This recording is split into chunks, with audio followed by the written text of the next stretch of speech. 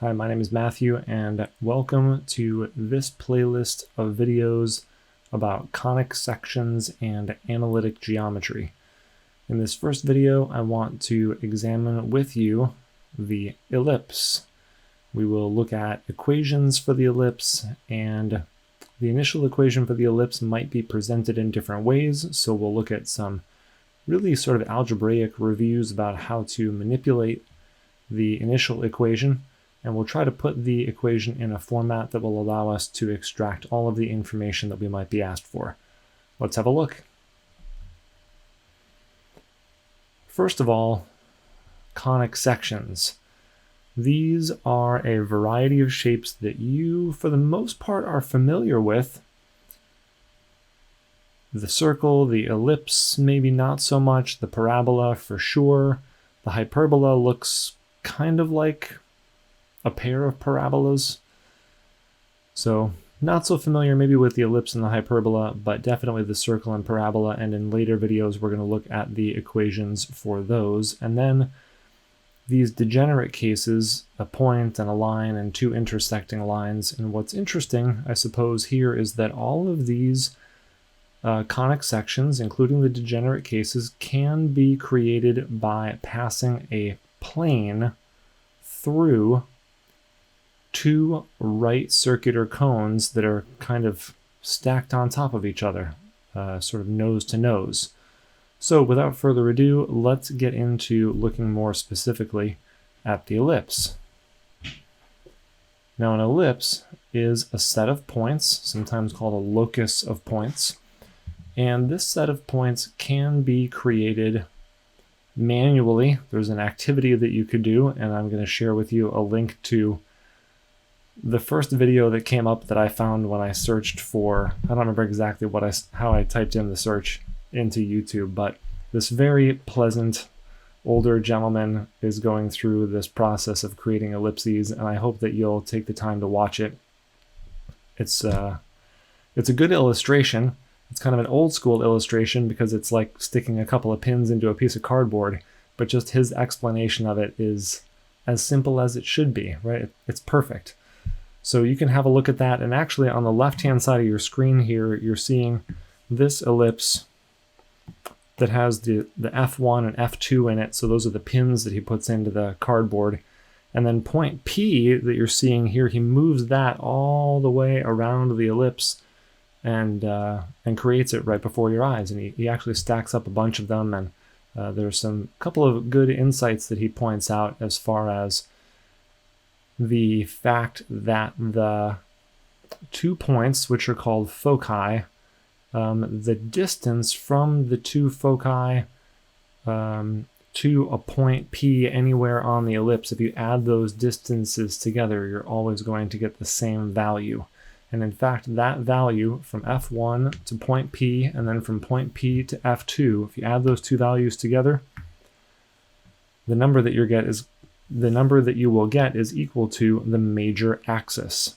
And this very nice gentleman points that out if you take the time to watch his short video. It's like a 2 or 3 minute video on this activity of manually creating the ellipse. You might have done it in grade school for that matter. Okay, so the other thing that we see, other than the fact that here's a focus and here's a focus, and two focuses are actually called foci, the other aspects that we're seeing are a major axis in this diagram, which is the longer of the axes. The major axis could be vertical, and we'll see examples where it is. An ellipse has a center point, and it has a minor axis, which is the shorter axis. If the major axis can be vertical, of course the minor axis could be horizontal. And at either end of the major axis, we see a vertex. So the ellipse is referred to as having two vertices. I tend to call these vertices also. While I do refer to the major axis sometimes, the thing that you'll hear me refer to with some frequency is the distance from this vertex over here to the center. So this distance right here, I've labeled it with an X, but I might call that the horizontal radius. And the vertical part that you see right here that I've labeled with a Y, I might refer to that as the vertical radius. So a horizontal and vertical radius, I think you can see why I call them that. But those numbers, the horizontal and vertical radii, are going to pop up. So we'll see those and talk about those pretty frequently. Standard forms for an ellipse. This is a little intimidating looking, don't freak out. As I try to do, I'm going to try to make this as basic as possible. You can read the stuff that's on the screen, and some of it I'm going to look at with you, but I try to bring my own approach to wrapping my mind around this stuff, and I make suggestions on how you might be able to remember some of these things so that you don't have to memorize everything. Maybe if we can make it make sense or simplify the process a little bit, I hope to bring some value to you there. So what's being described in the top of this blue box, standard form of an equation of an ellipse with center at the origin, that's fine. Major and minor axes of length 2a and 2b. Let's examine that first. This distance, let me use red just so that it stands out. This distance right here is a distance of a. This distance here is also a distance of a, and we can see that because of the x coordinates of those vertices that are at the end of the sort of horizontal diameter, you could say, at either end of the major axis would be a more formal way to say it. So the total width of that ellipse that I was just drawing on, the total width is equal to 2a. Vertically, this distance is b, this distance is b, so the total height, so to speak, of this ellipse is 2b. Over here, however, notice that the horizontal direction is actually being sort of depicted, I don't know if that's the right word, using the b value instead of the a value. I don't like that. That's confusing to me. So I'm going to try to avoid that actually, but I want you to be aware that that's how it's being presented here in these printable notes. Look at the difference between these two equations.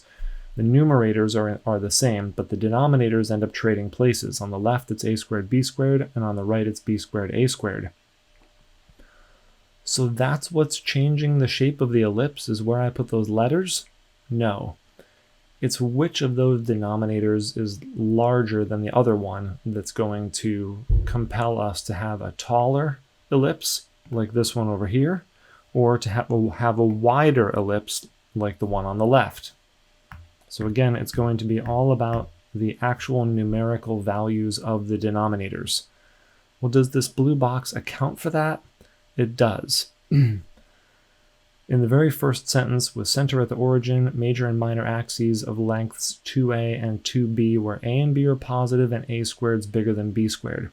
So a squared is bigger than b squared. That's important when we come down and we look and see that a squared is under the x squared here, but here a squared is under the y squared. So a squared is the larger of those denominators.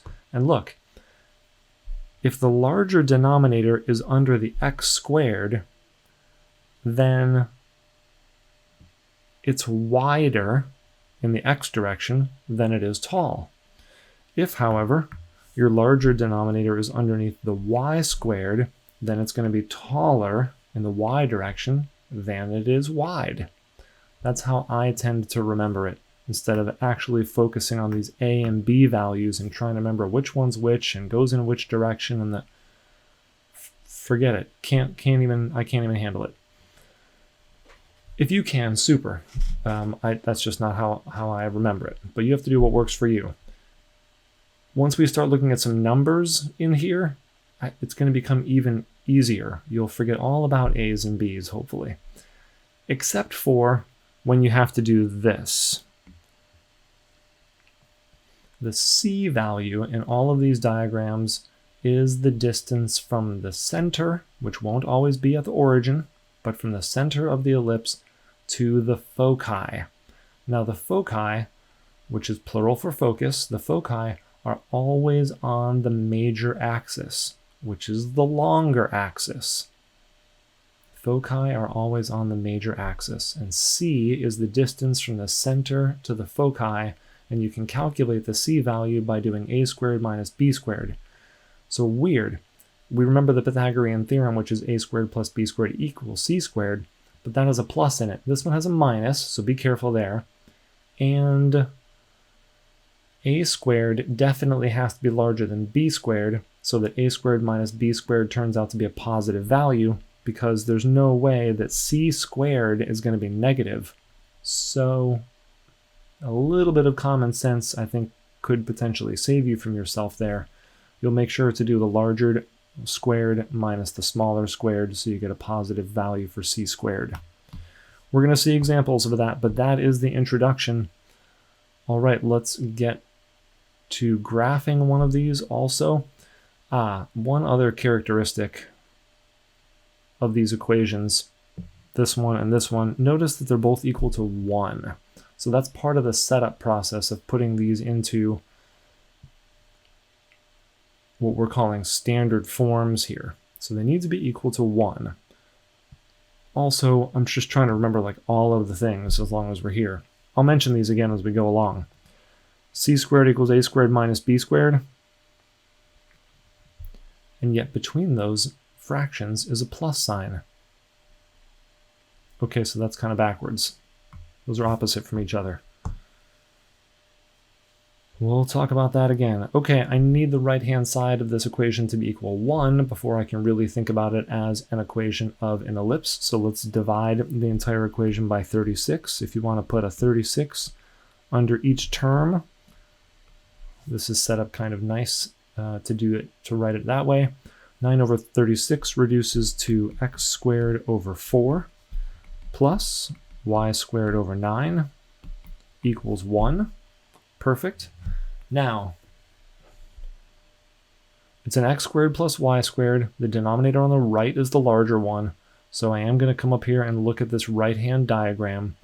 And the reason I'm doing that is because I want to point out that this denominator doesn't really point in the y direction, but that denominator is underneath the y squared. That a value, this a value that's right here, is, in this right-hand diagram, the vertical radius. See the a value? See how that's like sort of like a vertical radius? And underneath my x squared is this b squared. But there's a b under there. It's being squared, but there's a b. And that is under my x variable. X goes in the horizontal direction, and look at what my horizontal radius is. It's b. Okay, so check this out. We're going to relate that to the actual example problem that we're working. The center of this ellipse is at 0, 0.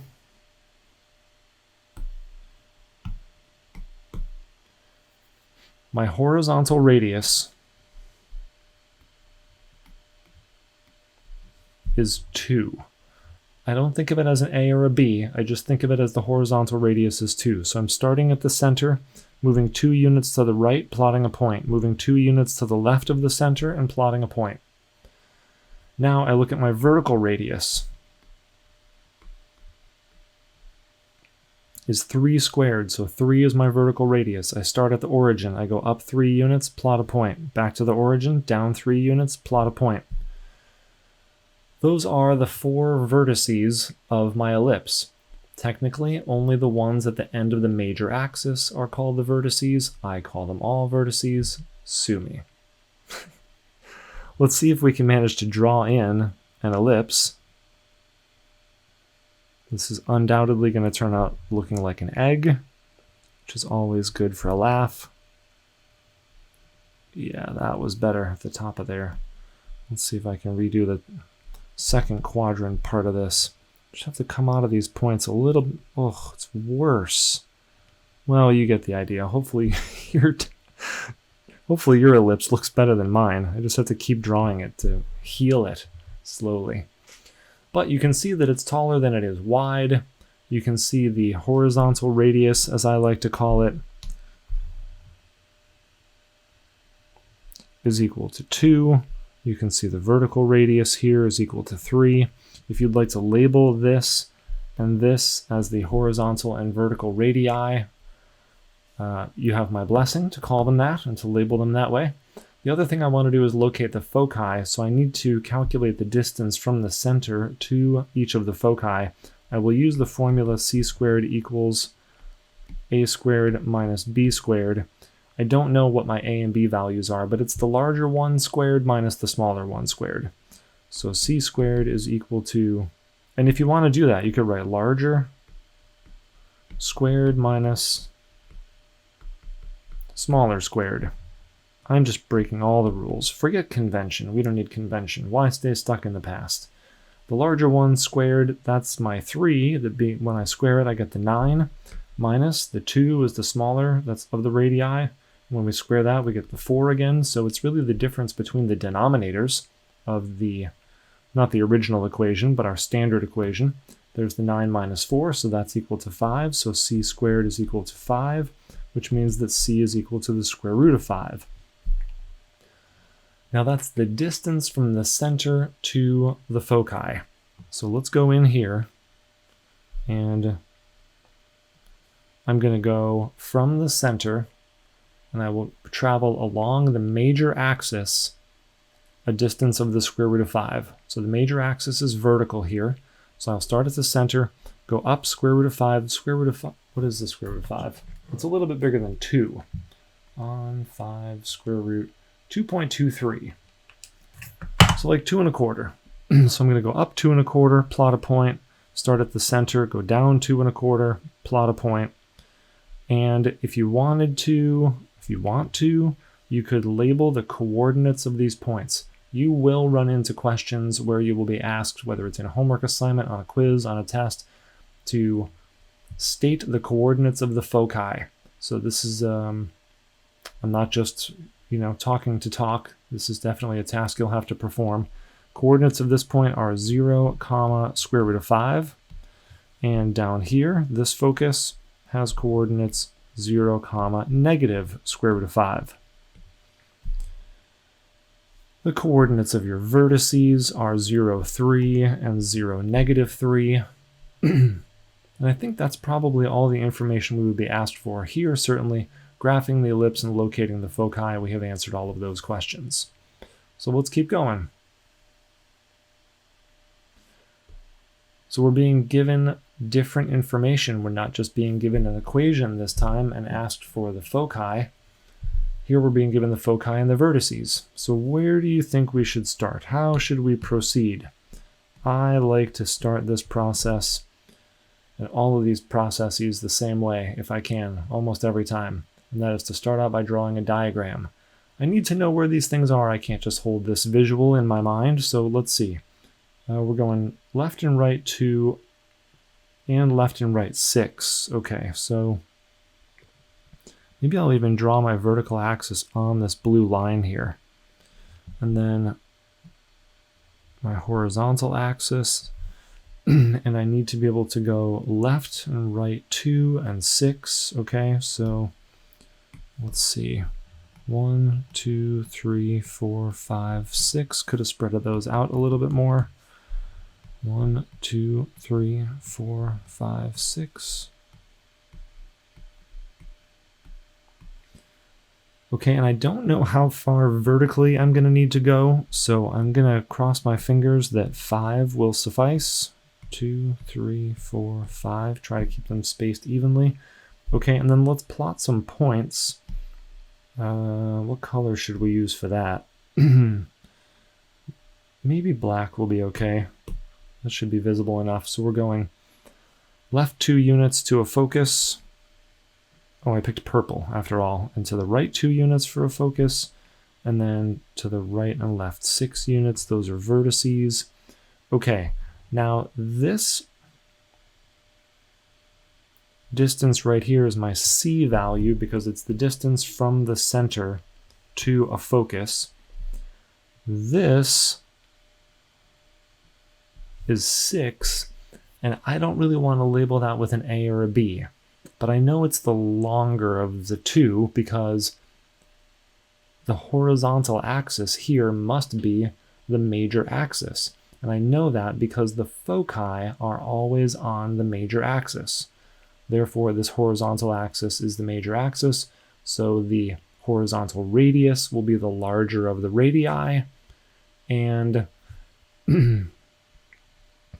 I do remember that these principal notes said that a squared is larger than b squared, so I'm labeling this with an A, but in my mind, and I've got a lot of experience with these, so, cut me a little bit of slack, but in my mind, all I'm thinking is that it's the horizontal radius and it's equal to 6, okay? But for the purposes of using this formula, c squared equals a squared minus b squared, it's important that we put the 6 squared in the correct location, a versus b. So let's see, this is equal to 2 squared equals 6 squared minus b squared. Okay, so now we need to solve for b squared, or solve for b rather. So this is 4 equals 36 minus b squared. Let's subtract 36 from both sides, so we get negative 32 equals negative b squared. Multiply both sides by negative 1. 32 equals b squared. Take this. Do we need to take the square root of both sides? I suppose we do. So if we square root both sides, we get the square root of 32 is equal to b. And if you simplify the square root of 2, I will write this out for you. I'm going to write this as the square root of 16 times the square root of 2. And then the square root of 16 is equal to 4. We're stuck with the square root of 2, and that's our b value, which is important because that's actually our vertical radius. So at this point, we could go back into our diagram, and 4 root 2, I'm going to grab my calculator to see what 4 root 2 equals. I'm hoping it's like kind of close to 6. 4 times 2 square rooted equals 5.66. So on my vertical axis, I'm going up 1, 2, 3, 4, 5.66. So we were close. Let's keep using purple. There we go. And 5.66 is like down here. You could, hopefully your coordinate system that you drew is better than mine. Let's see. Let's just do this better. There we go. Let's extend that, and then extend that, and put our little black marks on there. So that's plus and minus 6. And then I can turn that into purple and be consistent. And I'm up here 5.6 and negative 5.6. Okay, my vertices are on my vertical axis now, or I'm not supposed to call them vertices. A distance of 4 root 2 from the center, above and below. Great. Find the standard form of the equation of the ellipse. So all we're looking for is the standard form of the equation. I did take the time to actually calculate my b value and plot those points. So if you want to, you can come in and sketch this thing now. I'm going to drop the opacity and see.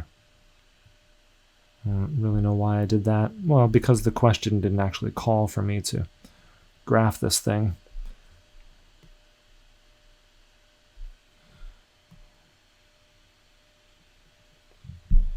Yeah, it's a potato. It's certainly not a football. It's a perspective of a pizza. Maybe we're looking at it sort of from up here. I don't know. It's a wreck. Let's write an equation, shall we? I can definitely do equations better than drawings. Okay. So I know that x squared over... See, this is where it gets tricky. I almost wrote x squared over a squared, but is that even correct? Well, because the horizontal axis is the major axis, because it's the larger axis, because it contains the foci, I know that actually my larger denominator is going to be under my x squared value. Therefore, I'm going to put a squared under x squared because a squared is larger than b squared. Y squared on this one gets the shorter radius squared because the shorter radius is going in the vertical direction. That's why we're calling it b and squaring it, and we know that it's supposed to be equal to 1. Our a value we determined in the diagram was equal to 6. And when you square it, you get 36. If you would like to write 6 squared here, you may. And over here, you can write 4 root 2 squared, or you could write the square root of 32 squared equals 1. And then finally, we can write our final answer, x squared over 36 plus y squared over 32 is equal to 1.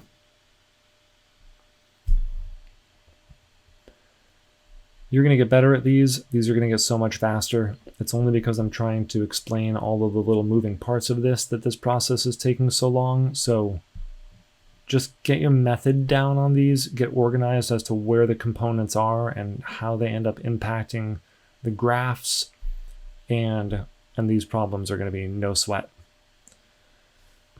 So there's another example, but let's look at an example in a translation of an ellipse. Now the ellipse that we started working with is this blue one down here where the denominators were a squared and b squared, and when we move up to this magenta version, the denominators are going to stay the same, but the numerators are changing. We have this minus h and minus k, and you should be familiar with this from translations of other types of graphs, like absolute value graphs, parabolas, even circles. The center of a circle is located at h comma k. That should sound familiar to you. The center of an ellipse is also located at h comma k. So let's go and look at an example that actually has numbers in it. Now take a moment and look at the equation for this ellipse, and I would like you to write down where you think the center is.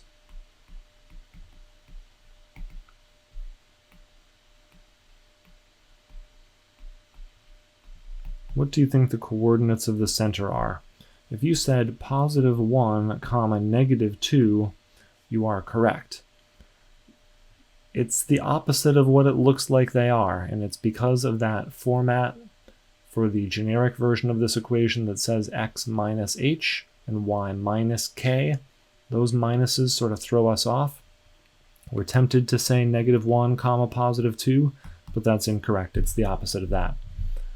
Okay, now we could plot that point. 1, negative 2. There we go. There's our center.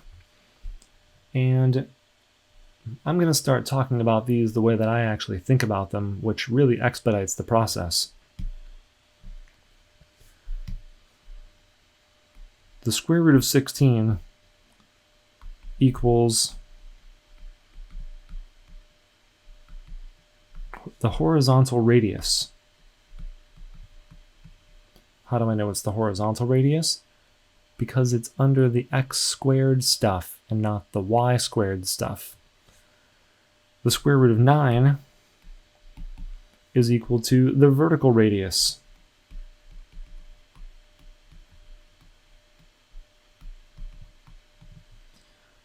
So then I start at the center and I move in the horizontal direction 4 units to the right. 1, 2, 3, 4.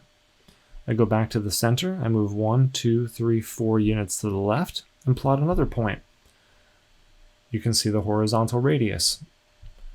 Vertically, I'm going to go plus and minus 3 units from the center. So starting at the center, up 1, 2, 3. From the center, down 1, 2, 3. And those are the, as I call them, I call all 4 of them the vertices. Those are the vertices of my ellipse. Now it's wider than it is tall, so as I draw this thing, I'm going to try to come out of my lower point pretty much horizontal and hold off as long as I can before I turn the corner to pass through that right-hand vertex. I'm going to start up at the top, and see if I can come out sideways from that point pretty much and really delay making the turn to come down to connect here. I'm trying to do that because I'm trying to make this ellipse look as wider than it is tall. The squares that are on this graph are squares, right? But it almost looks too close to a circle, right? It's a little bit unfortunate. However, we could come in here and label this. This is a distance of 4. Vertically, we have a distance of 3. That's that vertical radius. We wrote down the coordinates of the center already. We'd like to locate the foci now. I know that c squared equals a squared minus b squared. In other words, bigger squared minus smaller squared. So that is equal to 16, the larger of my original denominators, minus the smaller. That is equal to 7. And so c is equal to the square root of 7. Excuse me. How do I get to the... Okay. I'm thinking too many things at once. I'm going to take the square root of 7. It is 2.65. 2.65. Now, the major axis is the horizontal axis. Okay? If you need to write that down, write that down. The major axis here is the horizontal axis because it's the longer one. It has a length of 8 as opposed to the vertical axis, which has a measure of 6. And I'm going to start from the center of the ellipse and move along the horizontal axis a distance of 2.65. So starting from the center, moving to the right, 1, 2, 2.5, plus a little, and I'm going to call that a focus. And then I'll go back to the center point and I'll move to the left, 1, 2, 2.5, plus a little bit more, and I'll call that another focus. And if you'd like to label this, you can. See if we can get a square root of 7 in there. There you are. If you want to label the other one, you're welcome to. Now, what about the coordinates of those foci?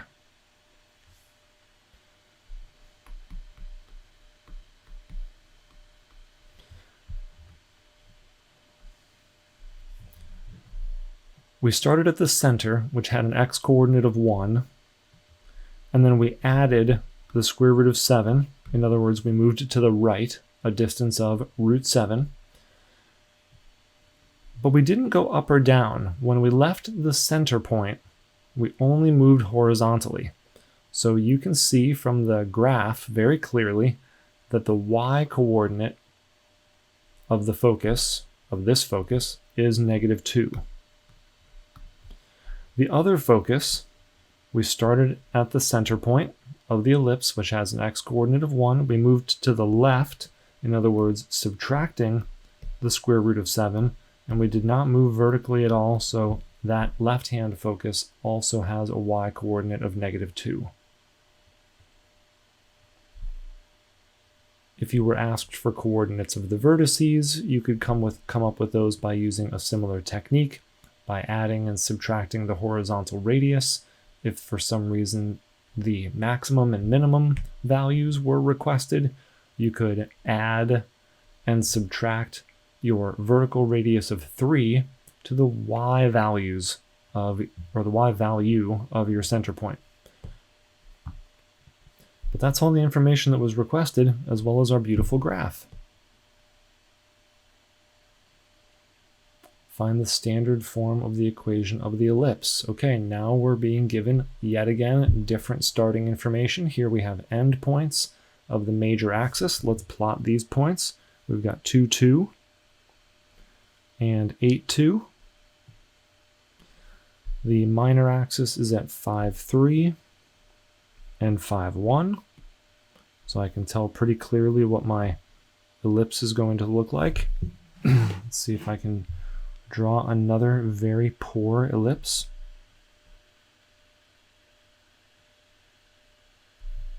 This one's really going to look like a submarine. Oh yeah.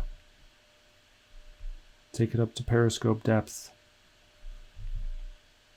Have you ever seen the movie Hunt for Red October with Sean Connery? It's an oldie. It's almost an old one for me, but that's really embarrassing. It's like I don't know what it's like. It's like a pill, I suppose. Let's go with that.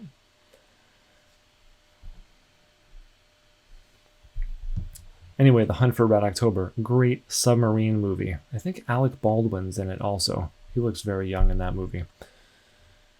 But it's very good. Anyway,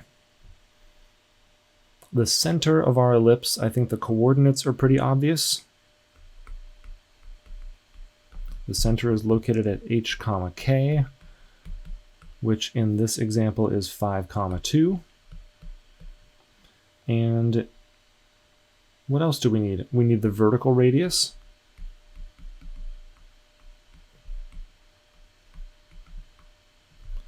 Which is equal to 1. And the horizontal.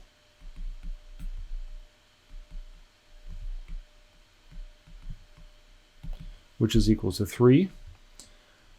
Now, since the 3 is the larger one, 3 is going to be A, and the smaller one gets to be B. There's plenty of easy ways that you can remember that. A comes first, it's the most important, so it gets the larger value, something like that. Okay, come up with a story that helps you remember these things. And now we have all of the information, I believe, that we need in order to write the standard form of the equation of the ellipse. We have the general format for it says that x minus h, quantity squared, over, in this case, it's going to be a squared, plus y minus k, quantity squared, over b squared, is equal to 1. And then let's fill in the blanks. We have x minus 5 over a squared, which is 3 squared, which is 9. I'm going to write the 9 right away. If you want to write the 3 squared and then write another line after this where it appears as a 9, that's fine. Do whatever is best for you. Y minus our k value of 2, square that whole expression. Denominator is 1 squared, which is a 1, and the right-hand side of the equation has to equal 1. And we have written ourselves an equation in standard form for an ellipse. And our last page of notes asks us to perform an initial task that my students have performed a couple of times already this semester. Never a bad idea to practice the process of completing the square in order to write this equation in standard form for what will turn out to be an ellipse. So let's get organized. I need my x squared terms to come first. So I have 4x squared minus 32x, and we will be adding something in there. And then our y squared term, 9y squared. And then our linear term, there's a 36y. We will add something there also, equals. I'm going to subtract this 64 over to the right-hand side, which makes it a negative 64. And since I added a couple things to the left-hand side, I'm going to save space to add a couple things to the right-hand side. Now, there is a little twist to this process of completing the square that you may not have done before, so I'm glad that you're here for this. I'm going to zoom in just on my x terms for starters, and the next thing I'm going to do is I'm going to factor a 4 out of these two terms. And you must do this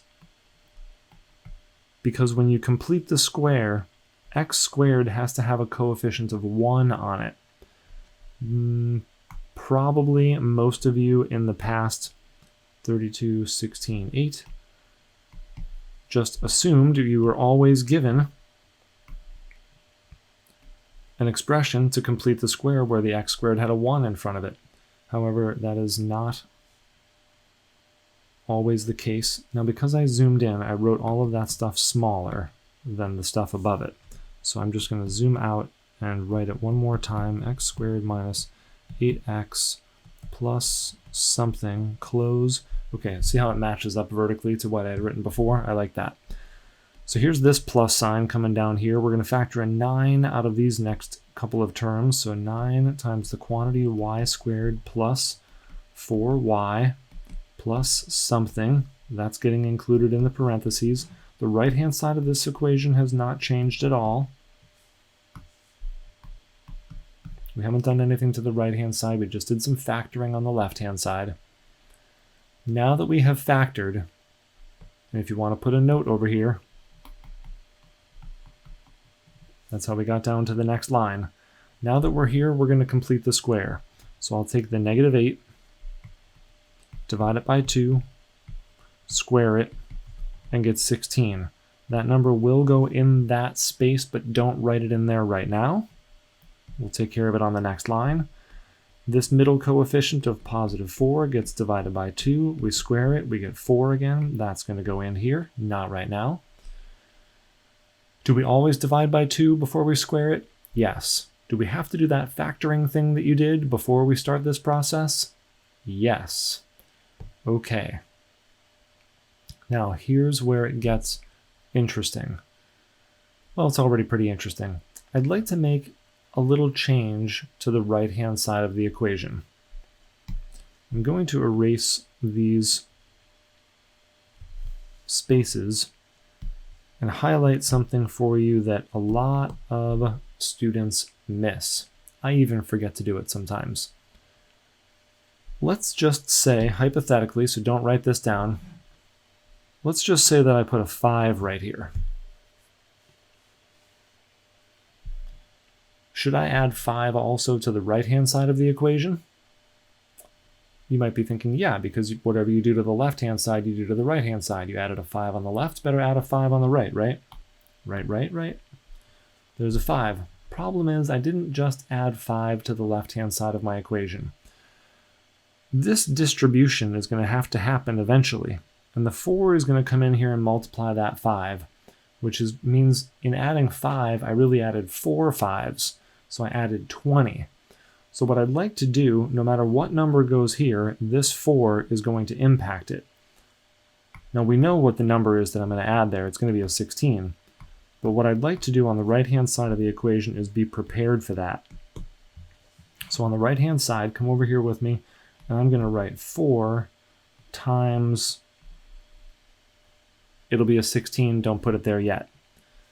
And then we also need to add, we're going to be adding a 4 into this location, but because of this coefficient, we're going to get 9 of them. It's a 9 for 1 deal. So I'm going to write 9 times space. So now let's push those values up into that line by rewriting our equation down here, 4x squared minus 8x plus 16 plus 9 times the quantity of y squared plus 4y plus 4 equals the negative 64 on the right-hand side didn't change, plus 4 times, now we have our 16 in there. If you want to put the dot with the 16, that's okay with me, plus 9 times, added a 4 inside those parentheses. We're in good shape. Now I'm going to factor. So inside each of these sets of parentheses on the left-hand side of our equation is a perfect square trinomial. We've engineered it that way. So if you want to come over here, I would put factor again. If you wanted to, you could maybe bracket this entire process and call it complete the square.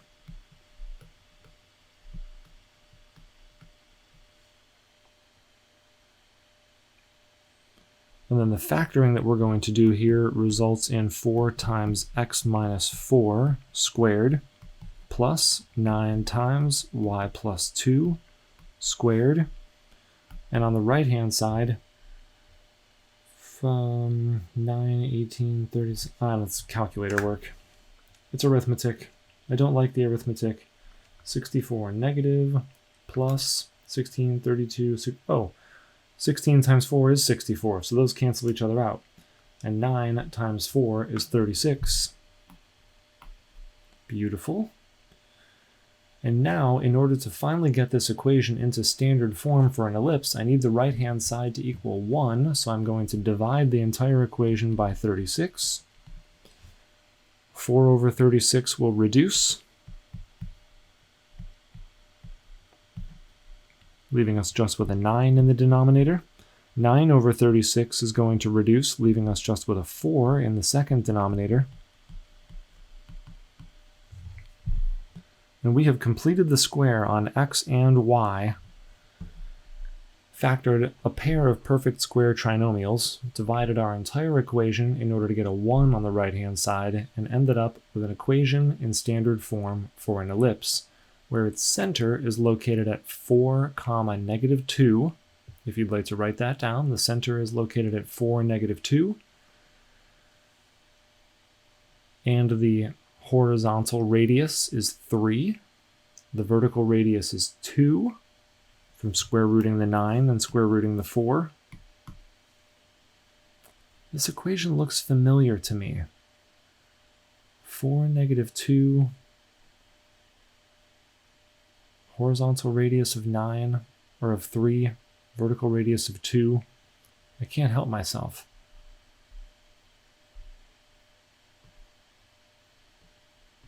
Did I blow right by it? Thought we had seen this before. Well, maybe not. Just looked familiar. Seen too many equations, I suppose. Anyway, that is a task that you might be asked to perform. It's possible my students could even see that as a free response question. Maybe not. But some portions of that process could definitely show up on an exam. Let's see. Actually, it could show up as a free response question. That's possible. Certainly on a quiz, potentially on an exam. Write the equation of each graph. We can knock these out pretty quickly, and I would just like you to have these for reference purposes. So center of 0, 0 means we're going to have numerators of x squared and y squared. The horizontal radius here is 2. When I square it, I get 4. The vertical radius is 1. When I square it, I get 1. And it has to equal 1. In the middle, since our center is not at the origin, x minus minus 1 means x plus 1. And the horizontal radius is 2. Squared makes 4. Plus y minus 1 squared over our vertical radius is 1, squared is 1, still equals 1. So if you want to think of this as, right, the x-coordinate of the center is a negative 1, this should say x minus h, and it does. It says x minus negative 1, which turns into an x plus 1.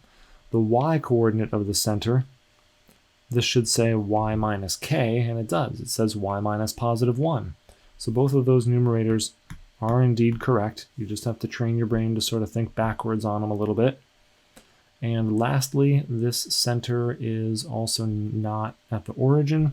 So I have x minus minus 1, which makes x plus 1. We have to square it. This time the horizontal radius is a 1, which when we square it, we get 1, plus y minus k, so that's a y minus minus 1, which turns into a y plus 1. We have to square that. The vertical radius is a 2, and when we square that, we get a 4. So much squaring. And the right-hand side is equal to 1 in standard form. So there you have, for your reference and for additional practice, the equations of some more ellipse that do not have, and one that does have its center at the origin. I hope you found this to be a dazzling and yet beneficial introduction to ellipses. There are just a couple of small things to watch out for in these. Again, you have to find your own balance between my articulation of the different components of this shape, in particular horizontal and vertical radius, okay? And I don't know, I still say that under my x, there's a 4. I square root the 4, I get a 2. That's a radius. In which direction? Well, it was under the x, so probably a horizontal radius in the x direction. Same logic applies for y. And I'm trying to think, do I bring that forward with me? You know, when we go and we talk about hyperbolas, I'm going to use pretty similar language. So if you like that language, use that. If you like the language that's printed in the rest of these notes, the pre-printed sections, and you want to commit those things to memory, totally fine. A squared is bigger than b squared. Good for you, if you can remember that stuff. That is it. We're at the 50-minute mark. I didn't think that was going to take that long, but I think you're going to be very well prepared to answer future questions on ellipses. And if you would like to join me immediately for our next conversation about conic sections, just click the link below. And I hope to see you all again real soon. Thanks so much.